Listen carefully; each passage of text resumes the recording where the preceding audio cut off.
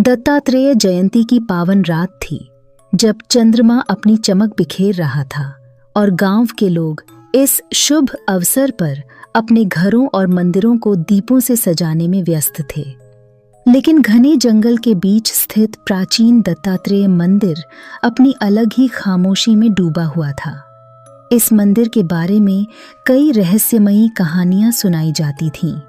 लोग कहते थे कि इस मंदिर में भगवान दत्तात्रेय की प्रतिमा रात के समय जीवित हो जाती है और जो कोई उनकी शांति भंग करता है उसे भगवान के क्रोध का सामना करना पड़ता है। गांव वाले इस मंदिर से दूरी बनाए रखते थे, खासकर रात के समय। उसी गांव में एक युवक रवि आया जो पुरातत्व और रहस्यमयी कहानियों में गहरी दिलचस्पी रखता था। उसने जब इस मंदिर की कहानियां सुनी तो उसे जिज्ञासा हुई कि आखिर इन रहस्यों के पीछे की सच्चाई क्या है। गांव वालों ने उसे कई बार चेतावनी दी कि वह मंदिर में न जाए, खासकर रात के समय, लेकिन रवि ने इसे अंधविश्वास मानकर अनदेखा कर दिया। उसने सोचा कि यह एक पुरानी कहानी है जो डराने के लिए बनाई गई है। दत्तात्रेय जयंती की रात को जब गांव के लोग उत्सव में व्यस्त थे, रवि जंगल के रास्ते पर निकल पड़ा। जैसे जैसे वह मंदिर के पास पहुंचा, वातावरण अचानक अजीब सा हो गया। पक्षियों की आवाजें बंद हो गईं और चारों ओर एक सन्नाटा छा गया। मंदिर के दरवाजे पर पहुंचते ही एक ठंडी हवा का झोंका आया जिसने उसकी रीढ़ तक सिहरन पैदा कर दी। मंदिर का प्रवेश द्वार भारी था और जैसे ही उसने उसे खोला, अंदर का दृश्य हैरान कर देने वाला था। दियों की मध्यम रोशनी में मूर्ति चमक रही थी और एक अजीब सा सन्नाटा माहौल को डरावना बना रहा था। जैसे ही उसने मूर्ति के करीब कदम रखा, उसे ऐसा महसूस हुआ कि मूर्ति की आंखें उसे घूर रही हैं। वह इसे अपना भ्रम समझकर मूर्ति के और करीब गया। तभी मंदिर का दरवाजा जोर से बंद हो गया। अंदर अंधेरा घिर गया और अचानक हवा में किसी के फुसफुसाने की आवाजें गूंजने लगीं। रवि ने चारों ओर देखा, लेकिन उसे कोई दिखाई नहीं दिया। तभी मूर्ति से एक गहरी और भयानक आवाज आई, तुमने मेरी शांति भंग की है, अब तुम्हें इसका प्रायश्चित करना होगा। रवि का दिल तेजी से धड़कने लगा। उसने समझने की कोशिश की कि यह क्या हो रहा है। तभी मूर्ति के चारों ओर काली छायाएं प्रकट होने लगीं। ये छायाएं हवा में तैर रही थीं और धीरे धीरे रवि की ओर बढ़ने लगीं। उनमें से एक छाया ने उसे छूते ही अतीत की घटनाएं दिखानी शुरू कर दीं। उसने देखा कि कैसे इस मंदिर में जो भी अपने लालच या अज्ञानता के साथ आया, वह कभी वापस नहीं गया। ये छायाएं उन भक्तों की थीं जिन्होंने भगवान की शक्ति को चुनौती दी थी। छायाओं ने रवि को चेतावनी दी कि उसने एक पवित्र स्थान की शांति भंग की है और अब वह उनके क्रोध का सामना करेगा। रवि ने डरते हुए भगवान से क्षमा मांगी। उसने कहा, मैंने गलती की है, मैं आपके रहस्यों का अनादर नहीं करना चाहता था, मुझे क्षमा करेगा। लेकिन छायाएं उसके चारों ओर घूमने लगीं और उसकी ऊर्जा को जैसे सोखने लगी। पूरी रात रवि उस मंदिर में फंसा रहा और हर गुजरते पल के साथ उसे लगा कि वह अपनी चेतना खो रहा है। उसकी घड़ी बंद हो चुकी थी और उसे समय का कोई आभास नहीं था। उसके कानों में लगातार भयानक आवाजें गूंजती रहीं। जब वह सुबह की पहली किरण के साथ बेहोश होकर गिर पड़ा तो मंदिर का दरवाजा अपने आप खुल गया। गांव वालों ने रवि को मंदिर के बाहर पाया। उसका चेहरा भय से पीला पड़ा हुआ था। जब वह होश में आया तो उसने गांव वालों को अपनी आपबीती सुनाई। उसने यह भी चेतावनी दी कि इस मंदिर में कोई भी अज्ञात शक्ति के साथ खिलवाड़ न करे। इस घटना के बाद गांव वालों ने मंदिर को हमेशा के लिए बंद कर दिया और वहां जाना पूरी तरह छोड़ दिया। रवि ने अपनी इस घटना के बाद भगवान के प्रति गहरी श्रद्धा महसूस की और अपनी जीवन शैली को पूरी तरह बदल दिया। उसने सबको यह सिखाने का प्रयास किया कि भगवान और उनके पवित्र स्थलों का आदर करना चाहिए। कुछ रहस्य इंसानों की समझ से परे होते हैं और उन्हें जानने का प्रयास केवल विनाश ही लाता है।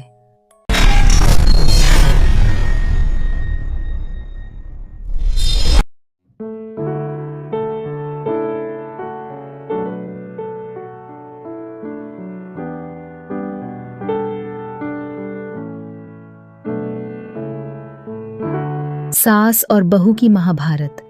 अरे बहू, उठो, सुबह के 5 बज चुके हैं। क्या घोड़े बेचकर सो रही हो? मेरी सासू माँ माया देवी की आवाज से मेरी नींद खुली। मैंने मन ही मन सोचा, अभी तो मुर्गे भी सो रहे होंगे और ये मुझे उठा रही हैं। खैर, मैं उठी और रसोई में घुसी। सासू माँ पहले से वहीं तैनात थीं, जैसे मुझे कोई गुनाह करते हुए पकड़ने का इंतजार हो। बहू, पहले चाय बना लो, लेकिन याद रखना दूध ज्यादा डालना। पिछली बार तो तुमने ऐसी चाय बनाई थी कि जैसे पानी पी रही थी। मैंने हल्की मुस्कान के साथ कहा, जी मां जी, आज आपकी पसंद की चाय बनेगी। लेकिन मन ही मन मैंने सोचा, बस चाय में हल्दी डाल दूं तो अच्छा सबक मिलेगा। चाय बनाने के बाद जैसे ही सबको दी, सासू माँ ने पहला घूंट लिया और बोली, अरे वाह, आज तो चाय में कुछ मिठास है। क्या बात है बहू, तुम्हें सुधरने में वक्त लग रहा है। मैं सोच रही थी, मां जी को खीर खिलानी चाहिए थी, मिठास की तो तारीफें करते थकती। दिन जैसे ही आगे बढ़ा, सासू माँ ने नई चाल चली। बहू, जरा वो अलमारी से मेरी साड़ी निकाल दो, लेकिन ध्यान रखना उसमें कोई सलवट ना आए। पिछली बार तुमने निकालते वक्त साड़ी को इतना खींचा था कि उसका पल्लू खराब हो गया। मैंने कहा, जी मां जी, और साड़ी निकालने चली गई। पर इस बार मैंने साड़ी को ऐसे तह किया कि जैसे कोई जौहरी अपने हीरे को संभालता है। जब सासू माँ ने देखा तो उनकी आंखों में चुपके से गर्व का रंग भर गया। शाम को जब सब लोग चाय पर बैठे थे तो सासू माँ ने अपने पुराने दिनों की कहानियां सुनानी शुरू कर दी हैं। जब मैं बहू थी तो सुबह उठते ही पूरे घर को चमका देती थी। न मुझसे कोई गलती होती थी, न किसी को मुझसे शिकायत। मैंने मन ही मन सोचा, मां जी, अगर सीसीटीवी होता आपके जमाने में तो सच्चाई सबके सामने आ जाती। रात का वक्त था। मैंने देखा कि सासू माँ देवरानी से फोन पर बातें कर रही थीं। तुम्हारी बहू कैसी है? मेरी बहू तो बड़ी चालाक है। हर बात का जवाब ऐसे देती है जैसे मैं उसकी सास नहीं, उसकी सहेली हूं। मैंने सोचा, अच्छा, तो मां जी मुझे हल्के में ले रही हैं। अब वक्त आ गया है पलटवार करने का। अगले दिन मैंने सोचा, क्यों न मां जी को उनकी ही भाषा में जवाब दिया जाए। जैसे ही उन्होंने कहा, बहू, आज खाना बनाते वक्त ध्यान रखना, मसाले कम मत डालना। तुम्हारे खाने का स्वाद ऐसा है जैसे मैं अस्पताल का खाना खा रही हूं। मैंने मुस्कुराते हुए कहा, मां जी, आप मुझे बताइए कि मसाला कितना चाहिए, मैं आपके मुताबिक डाल दूंगी। आखिर आपसे बेहतर स्वाद का अंदाजा किसे हो सकता है। ये सुनकर वो थोड़ी झेंप गईं, लेकिन चुप नहीं हुई। कुछ दिन बाद मेरी ननद रेखा घर आई। अब तो सासू माँ के जैसे पर लग गए। मेरी बेटी तो बहुत समझदार है, जो भी काम करती है उसमें परफेक्शन होता है। बहू, तुम भी कुछ सीख लो। मैंने शांति से कहा, मां जी, मैं तो वही कर रही हूं जो आपने सिखाया है। अब आप ही बताइए कि आपकी बेटी ने ये हुनर आपसे सीखा या खुद से सीखे। नंद का चेहरा लाल हो गया और मांझी का चेहरा देखने लायक था। एक बार सासू माँ की सहेली राधा घर आई। उन्होंने सासू माँ से पूछा, बहू कैसी है, तुम्हारी मदद करती है या परेशान करती है?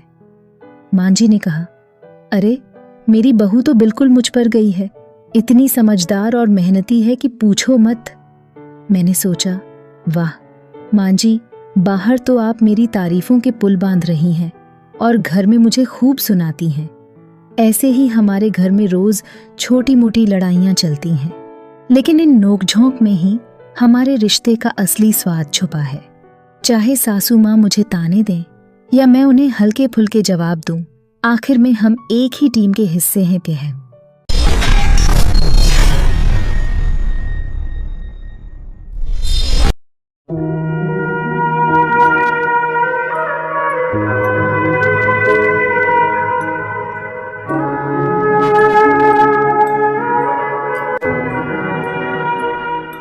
होली और प्यार की रंगीन दास्तान। गांव में होली की तैयारियां जोरों पर थीं। हर गली गुलाल, पिचकारी और हंसी मजाक से गूंज रही थी। बाजार में मिठाइयों की महक, रंगों की चमक और ढोल की थाप माहौल को और खास बना रही थी। इसी गांव में रहती थी प्रिया। प्रिया को लोग उसकी सादगी और मासूमियत के लिए जानते थे। वह पढ़ाई में अव्वल थी, पर त्योहारों की धूमधाम से हमेशा दूर रहती थी। दूसरी ओर अर्जुन गांव का मस्त मौला था। उसे हर त्योहार एक युद्ध की तरह लगता था। रंगों का, मस्ती का और दोस्तों के साथ शरारतों का दृश्य बदलता है। होली का दिन आया। प्रिया ने सफेद सलवार कुर्ता पहना और दोस्तों के कहने पर आखिरकार बाहर होली खेलने निकल पड़ी। गली में बच्चे पानी से भरी पिचकारी लेकर दौड़ रहे थे। एक कोने में प्रिया अपने छोटे भाई बहनों के साथ गुलाल उड़ा रही थी। वह मस्त मुस्कान के साथ बच्चों को रंग लगा रही थी, लेकिन उसके चेहरे पर कोई रंग नहीं था। अर्जुन अपने दोस्तों के साथ पूरे जोश में था, हाथों में गुलाल और दिल में बेशुमार जोश लिए। वह हर की गली में रंगों की बौछार कर रहा था। तभी उसकी नजर प्रिया पर पड़ी। सफेद कपड़ों में, गुलाल की हल्की छाया में प्रिया मानो भीड़ से अलग चमक रही थी। अर्जुन ठहर गया। उसने अपने दोस्तों से पूछा, ये लड़की कौन है? मैंने इसे पहले कभी नहीं देखा। दोस्तों ने हंसते हुए कहा, भूल जा, ये तेरे बस की बात नहीं। ये प्रिया है, गांव की सबसे शांत और पढ़ाकू लड़की। तुझे भाव नहीं देगी। लेकिन अर्जुन ठान चुका था। वह एक मुट्ठी गुलाल लेकर सीधा प्रिया की ओर बढ़ा। क्या मैं तुम्हारे चेहरे पर रंग लगा सकता हूं? उसने आत्मविश्वास से पूछा। प्रिया ने उसे देखा। उसकी आंखों में डर नहीं, बल्कि कुछ अनकही सी उत्सुकता थी। अगर तुम पहले अपने चेहरे पर लगाओ तो, प्रिया ने मुस्कुराकर कहा। अर्जुन हंस पड़ा और तुरंत अपने गाल पर गुलाल लगाया। अब तुम्हारी बारी, उसने कहा और बड़े ही अदब से प्रिया के गालों पर गुलाल लगा दिया। यह पल मानो दोनों के बीच कुछ खास जोड़ गया। कहानी में ट्विस्ट। अर्जुन को पहली बार एहसास हुआ कि उसकी मस्ती भरी जिंदगी में अब किसी खास की कमी थी। वह अब रोज प्रिया से मिलने का बहाना खोजता, कभी उसकी किताब लौटाने के बहाने, तो कभी गांव के किसी कार्यक्रम में मदद के नाम पर। एक दिन प्रिया ने चुटकी ली, तुम हर वक्त मुझसे मिलने क्यों आते हो? गांव में और भी बहुत काम है तुम्हारे लिए। अर्जुन ने झट से जवाब दिया, काम तो बहुत है, लेकिन दिल की सुने बिना सुकून नहीं मिलता। धीरे धीरे दोनों के बीच दोस्ती गहरी हो गई। प्रिया भी अर्जुन की शरारतों में मुस्कान ढूंढने लगी। क्लाइमैक्स। एक दिन अर्जुन ने प्रिया को गांव के पुराने बरगद के पेड़ के पास बुलाया। उसने दिल की बात कह दी।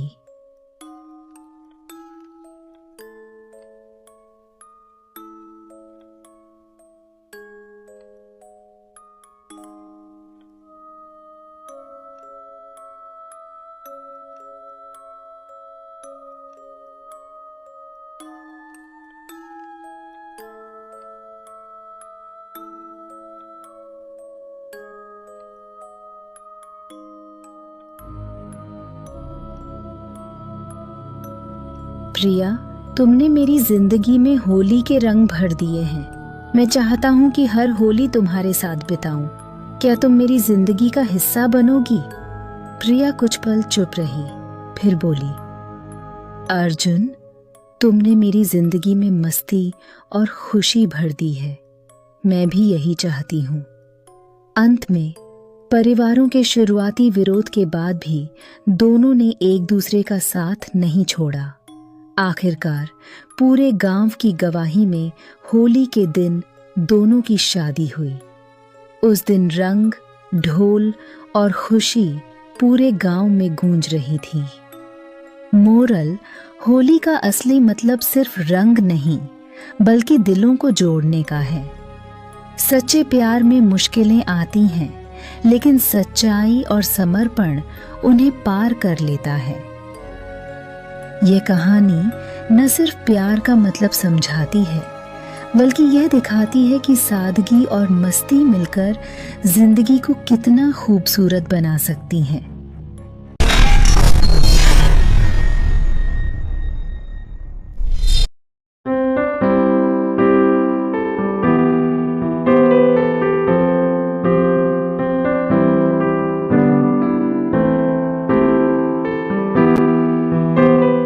राज का किला पहला भाग, गांव की रहस्यमय कहानी।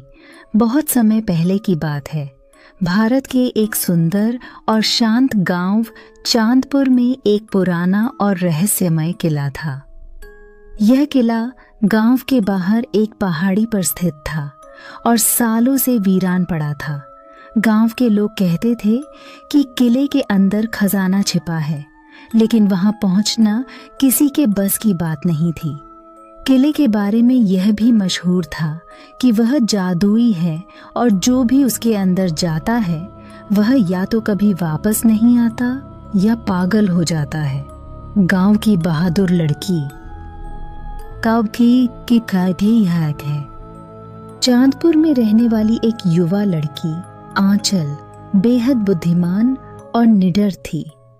वह हमेशा अपने दादा दादी से किले की कहानियां सुनती थी और उन कहानियों में खो जाती थी। आंचल को यह जानने का जुनून था कि किले में ऐसा क्या राज छुपा है जिसे गांव वाले समझ नहीं पा रहे हैं। एक दिन जब आंचल अपनी दादी के साथ बात कर रही थी, दादी ने उसे बताया, बेटी, यह किला हमारे परिवार के अतीत से जुड़ा है। तेरे परदादा राजा विजय सिंह इस किले के मालिक थे, लेकिन एक दिन कुछ ऐसा हुआ जिसने सब कुछ बदल दिया। वह खजाने के पीछे भागे और फिर कभी वापस नहीं आए। यह सुनकर आंचल का जिज्ञासा और बढ़ गई। उसने ठान लिया कि वह इस रहस्य से पर्दा उठाएगी।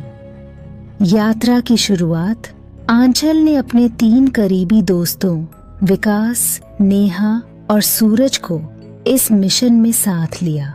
उन्होंने गांव के बुजुर्गों से किले के बारे में हर संभव जानकारी जुटाई। आंचल ने एक पुराना नक्शा भी हासिल किया जो किले तक जाने का रास्ता दिखाता था। रात के समय जब पूरा गांव गहरी नींद में था, वे चारों अपने सामान के साथ निकल पड़े। किले तक पहुंचने का रास्ता खतरनाक था, क्योंकि उन्हें एक घने और सुनसान जंगल से होकर गुजरना था।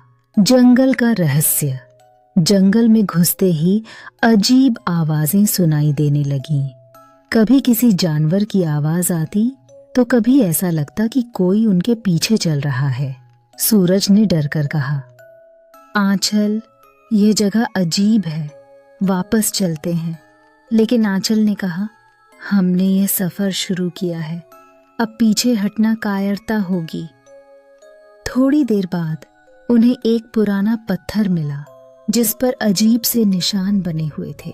नेहा ने कहा, यह शायद किले के पास होने की निशानी है। किले में प्रवेश। आखिरकार वे किले के सामने पहुंचे। किले का बड़ा लोहे का दरवाजा जंग लगा हुआ था और उस पर अजीब चिन्ह बने हुए थे। जैसे ही उन्होंने दरवाजा खोलने की कोशिश की, एक जोरदार आवाज गूंजी, जो सच्चाई का सामना कर सकता है वही अंदर जा सकता है। आंचल ने दरवाजे को धकेल कर खोला और सब अंदर चले गए। किले के अंदर का दृश्य चौंकाने वाला था। चारों तरफ धूल जमी हुई थी, लेकिन दीवारों पर बने चित्र और मूर्तियां एक प्राचीन कहानी बयां कर रहे थे। पहली परीक्षा किले के बीचों बीच एक बड़ा हॉल था, जहां एक मेज पर 3 संदूक रखे हुए थे। हर संदूक के साथ एक पहेली लिखी थी। ऐसा क्या है जो जितना बांटो उतना बढ़ता है? आंचल ने तुरंत कहा, मोहब्बत। संदूक खुल गया और अंदर एक और नक्शा मिला, जो उन्हें किले के तहखाने तक ले गया। तहखाने का सफर। तहखाने में एक लंबी अंधेरी सुरंग थी। रास्ते में उन्हें कई मुश्किलों का सामना करना पड़ा। एक जगह जमीन धंस रही थी, दूसरी जगह छत से पत्थर गिर रहे थे, लेकिन आंचल के नेतृत्व में वे सब सुरक्षित रहे। खजाने का कमरा। आखिरकार वे एक बड़े कमरे में पहुंचे, जहां एक सुनहरा संदूक रखा हुआ था। संदूक पर एक आखिरी पहेली लिखी थी, जीवन का सबसे कीमती खजाना क्या है? आंचल मुस्कुराई और बोली, मोहब्बत, विश्वास और परिवार। संदूक खुल गया, लेकिन अंदर सोना चांदी नहीं था। वहां एक किताब थी जिस पर लिखा था, चांदी ही असल खजाना यह नहीं, बल्कि वह हिम्मत और त्याग है जो तुमने यहां तक पहुंचने में दिखाई। अंत आंचल और उसके दोस्तों को समझ आया कि असली खजाना धन नहीं, बल्कि वह अनुभव था जो उन्होंने हासिल किया। वे किले से वापस गांव लौटे और अपनी कहानी सबको सुनाई। उस दिन के बाद गांव के लोग किले को डर की जगह नहीं, बल्कि हिम्मत और साहस की पहचान के रूप में देखने लगे। यह कहानी यहीं खत्म होती है, लेकिन इसका सबक हमेशा जिंदा जिंदा रहेगा।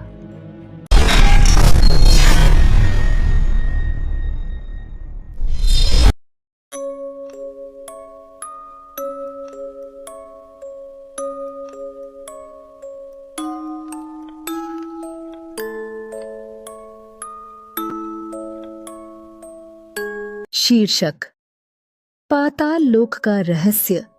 भूमिका उत्तराखंड के पहाड़ों में बसे एक छोटे से गांव सातपुड़ा में वर्षों से एक शापित हवेली की कहानियां सुनी जाती थीं। कहते हैं, इस हवेली में रात के समय अजीब घटनाएं होती हैं। लोग बताते थे कि यहाँ किसी महिला की चीखें सुनाई देती हैं, दीवारों पर खून के निशान उभर आते हैं, और जो भी इस हवेली के अंदर गया वह कभी लौटकर नहीं आया। इस गांव के लोग इस हवेली से डरते थे, लेकिन साथ ही यह हवेली उनकी उत्सुकता का कारण भी बनी हुई थी। राजीव, जो गांव का एक साहसी युवक था, इसे अंधविश्वास मानता था। वह पत्रकार था और उसने निश्चय किया कि वह इस हवेली की सच्चाई सामने लाकर रहेगा। योजना और सफर। राजीव ने अपने 3 दोस्तों आकाश, प्रिया और नीलिमा को साथ चलने के लिए राजी किया। वह उन्हें समझाने में सफल हुआ कि यह सिर्फ एक डरावनी कहानी है और इसके पीछे कोई वैज्ञानिक या मानवीय कारण छुपा होगा। चारों ने गांव के एक बूढ़े बाबा से इस हवेली के बारे में जानकारी ली। बाबा ने कहा, यह हवेली सिर्फ एक जगह नहीं है, यह एक द्वार है पाताल लोक का। यहाँ जो भी गया उसने मौत का सामना किया। वहाँ कोई शक्ति है जो इंसानों को बर्बाद कर देती है। राजीव ने इसे महज डराने की कोशिश समझा और बाबा की बातों को नजरअंदाज कर दिया। वे रात 11 बजे हवेली की ओर निकल पड़े। पूर्णिमा की रात थी और चांदनी चारों ओर फैली हुई थी। लेकिन हवेली के करीब पहुंचते ही अंधेरा घना हो गया। जैसे ही उन्होंने हवेली के पास कदम रखा, ठंडी हवा का झोंका उनके शरीर से टकराया। हवेली के अंदर प्रवेश। हवेली के दरवाजे को खोलते ही उनकी टॉर्च की रोशनी चारों ओर फैली। अंदर का माहौल बेहद डरावना था। दीवारों पर अजीब से चित्र बने हुए थे जिनमें इंसानों और दानवों के बीच हो रही लड़ाइयों के दृश्य थे। कमरे में मकड़ी के जाले और धूल जमी हुई थी। जैसे ही वे मुख्य हॉल में पहुंचे, एक पुरानी पेंटिंग पर प्रिया की नजर पड़ी। वह पेंटिंग एक महिला की थी जिसकी आंखें बेहद डरावनी थीं। नीचे लिखा था, जो मेरी सच्चाई जानेगा वह अपने जीवन का त्याग करेगा। हॉल के बीच में एक पुरानी भारी भरकम मेज थी। उस पर एक किताब पड़ी हुई थी। किताब को उठाते ही हवा का तेज झोंका आया और उनके कानों में एक धीमी सी आवाज गूंज उठी, तुमने मेरी नींद तोड़ी है, अब तुम्हारा अंत निकट है। अजीब घटनाएं। चारों को एहसास हुआ कि उनके साथ कुछ गलत हो रहा है। हवेली के दरवाजे अपने आप बंद हो गए। जब उन्होंने भागने की कोशिश की तो लगा जैसे हवेली की दीवारें भी उनकी हरकतों को देख रही थीं। नीलिमा ने महसूस किया कि कोई उसका नाम ले रहा है। वह पलटी तो उसे सफेद साड़ी में एक महिला खड़ी दिखी। उसकी आंखों से खून बह रहा था और उसके बाल बिखरे हुए थे। महिला ने चिल्लाते हुए कहा, तुम मेरे इलाके में क्यों आए हो? यहां से जाओ, वरना तुम भी मुझ जैसे बन जाओगे। चारों डर से सहम गए, लेकिन राजीव ने साहस दिखाते हुए पूछा, तुम कौन हो और इस हवेली में क्या हुआ था? आत्मा की कहानी। महिला ने कहा कि उसका नाम सुधा था। वह इसी हवेली के मालिक की बेटी थी। हवेली के नौकर और उसके रिश्तेदार संपत्ति के लालच में अंधे हो गए थे। उन्होंने सुधा को धोखे से हवेली के तहखाने में ले जाकर जिंदा दीवार में चुनवा दिया। सुधा की आत्मा तब से इंसाफ की तलाश में भटक रही थी। उसने कहा, यह हवेली अब सिर्फ एक घर नहीं, एक शापित भूमि है। यहां जो भी आता है उसे मेरी तरह दर्द झेलना पड़ता है। तहखाने का रहस्य। सुधा की कहानी सुनने के बाद राजीव ने तय किया कि वह उसकी आत्मा को शांति दिलाएगा। सुधा ने बताया कि तहखाने में छुपा उसका कंकाल ही उसे बांधे हुए है। राजीव और उसके दोस्तों ने तहखाने का दरवाजा खोजा। जब वे तहखाने में पहुंचे तो वहां घुप अंधेरा था। दीवारों पर खून के निशान थे और हर कदम पर ऐसा लगता था जैसे कोई उनका पीछा कर रहा हो। तहखाने में उन्हें एक दीवार मिली जिसमें से धीमी धीमी सिसकियों की आवाजें आ रही थीं। उन्होंने दीवार तोड़ने की कोशिश की, लेकिन जैसे ही उन्होंने हथौड़े से वार किया, एक भयानक चीख गूंज उठी। इंसाफ और शांति। दीवार के अंदर सुधा का कंकाल मिला। जैसे ही उन्होंने कंकाल को बाहर निकाला, हवेली की दीवारें कांपने लगीं। सुधा की आत्मा प्रकट हुई और उसने कहा, तुमने मुझे इंसाफ दिलाया है, अब मैं मुक्त हो सकती हूँ। सुधा की आत्मा ने उन्हें धन्यवाद दिया और हवेली शांत हो गई। गांव की प्रतिक्रिया। अगले दिन राजीव ने पुलिस को सूचना दी। तहखाने में मिले कंकाल और अन्य सुरागों से हवेली में हुए अपराध उजागर हुए। दोषियों के वंशजों को सजा दी गई। गांव के लोग अब उस हवेली को भूतिया नहीं मानते थे, लेकिन वह हवेली हमेशा के लिए वीरान हो गई। नैतिक डर और अंधविश्वास से लड़ने के लिए सच्चाई का सामना करना जरूरी है। भूत प्रेत की कहानियां हमेशा डराने वाली नहीं होती। कभी कभी वे इंसाफ की चीख होती हैं।